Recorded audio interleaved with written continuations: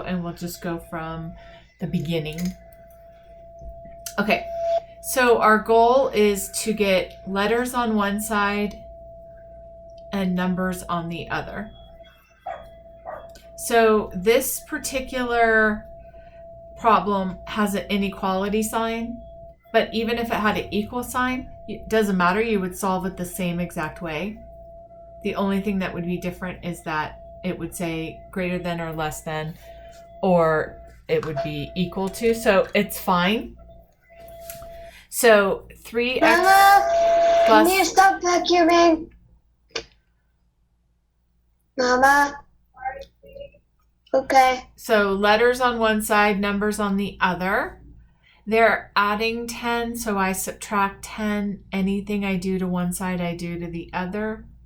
This cancels each other out. What's left on this side is 3x.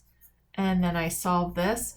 And I have to isolate the x. So my goal is to have no numbers on this side, right? Just letters on this side and all of my numbers over here.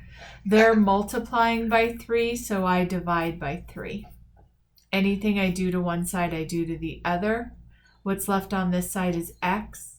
And then my answer is 20/3 or 6 2/3. So x is more than 6 2/3. Okay. So I'm going to do a 6 here, and I'm going to do a 7 here, and 2/3 is about right here. And so I'm going to make my circle. I'm going to keep it open. Now that looks closed. Well, you know it's open. My eraser is not working. Why is my eraser filling stuff in?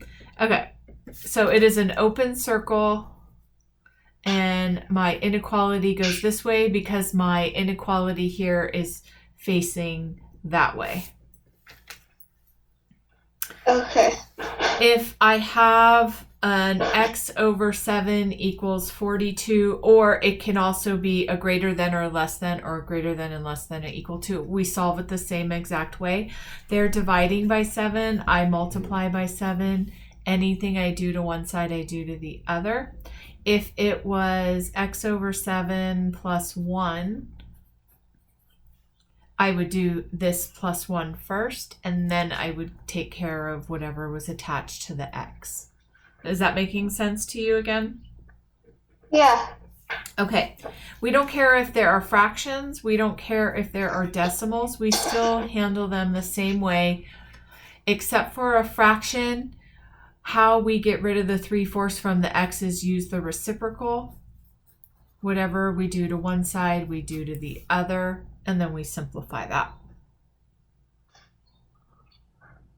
Coming back to you? Yeah. Okay, awesome. Then graphing, if we have a less than or more than, then our circle would be open. And if I have a less than and equal to, or a greater than and equal to, oh, I just did the same sign, then I would have a filled in circle. And my arrow would go in the direction, if it was this, it would go here. If it was this, it would go like this, and it would be filled in. This one would be open, this one would be open. My arrow would be pointing this way, my arrow would be pointing this way. So as I'm writing this down, I want you to write it all down and make a sheet in your notebook for inequalities, and this will help remind you how to solve the problems. The only other exception for graphing is if the x is over here, we switch directions of the arrow. So this arrow is pointing here.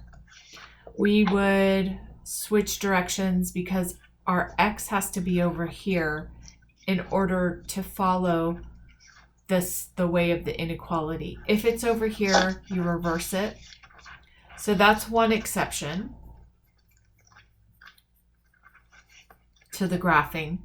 And the second one is if we were doing something that looked like that, I'm going to multiply by -7. As soon as I multiply or divide by -7, my inequality goes the opposite way. So it was x over 7 is more than, now it's going to be is less than because I multiplied by a negative number. If I had 2x and it was negative is more than 4, I'm going to divide by -2 on both sides, so my inequality flips.